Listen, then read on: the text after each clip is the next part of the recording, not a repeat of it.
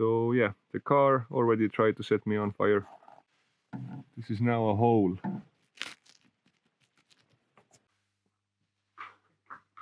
What's up guys? Hope you are doing good. Today we have some big news. We are going to get ourselves an OG Saab 900. My name is Tanel and this is another episode of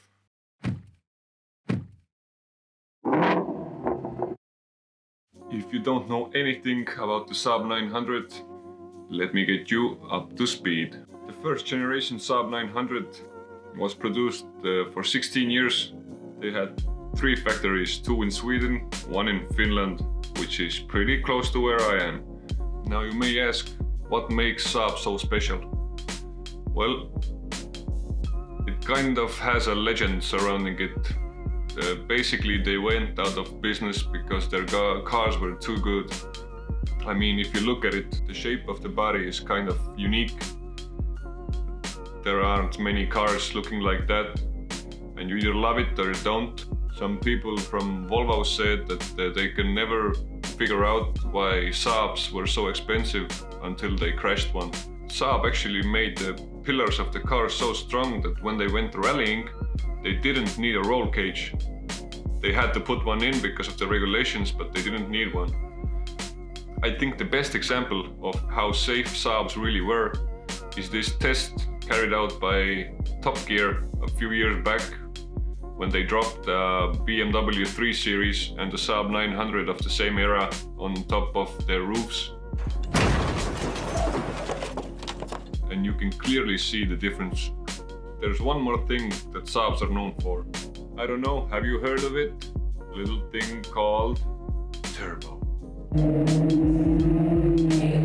They were coupled with a truck company called Scania, which used turbochargers on their big diesel engines. They thought they could scale down the turbochargers and put them on family cars, which meant you could go fast for cheap. Without further ado, let's go get the car.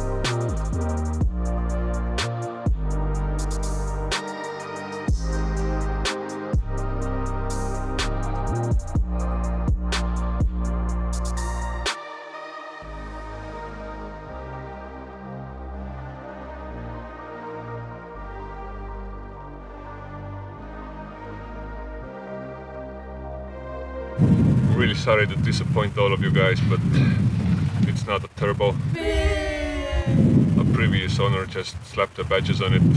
It's just a 2-liter engine producing 74 kilowatts. But that's okay, I think. The car made it back in one piece. Well, almost.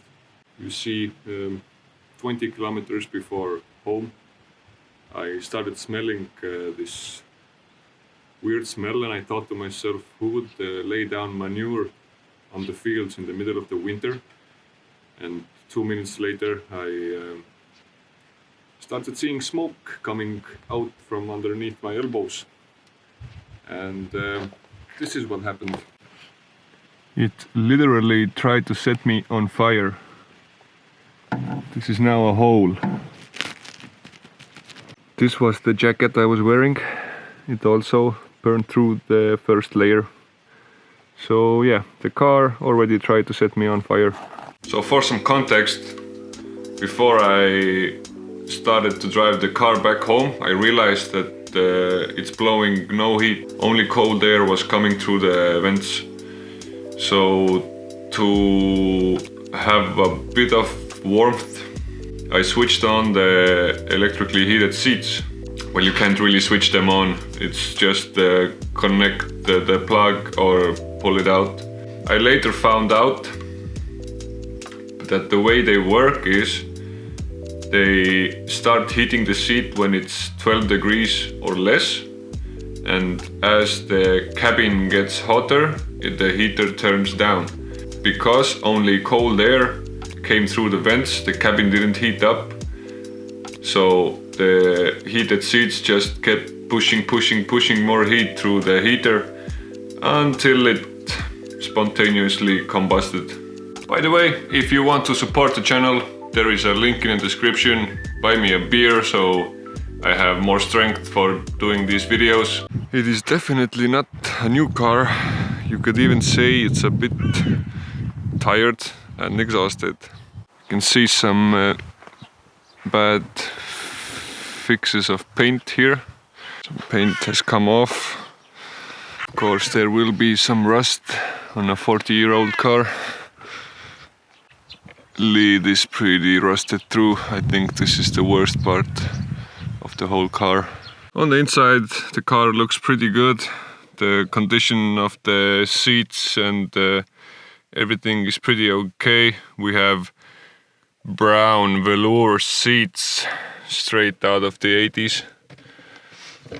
The radio is not original. The center console exactly fits my phone, which is pretty nice. Some more space down here. The winter tires are in pretty good condition. Also got summer tires to go with the car. The headlights are pretty dim, so I think we need to upgrade those. Maybe some extra lights.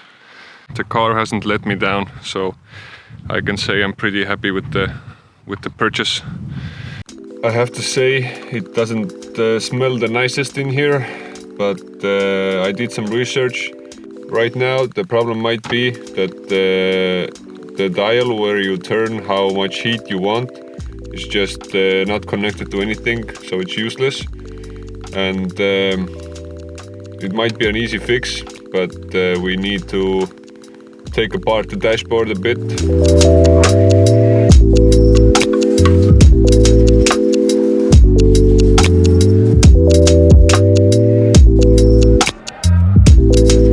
So this thing right here was disconnected, so when I turned the dial, it just turned half the rod and the black part wasn't connected. So I reconnected it and yeah, let's see if it works now.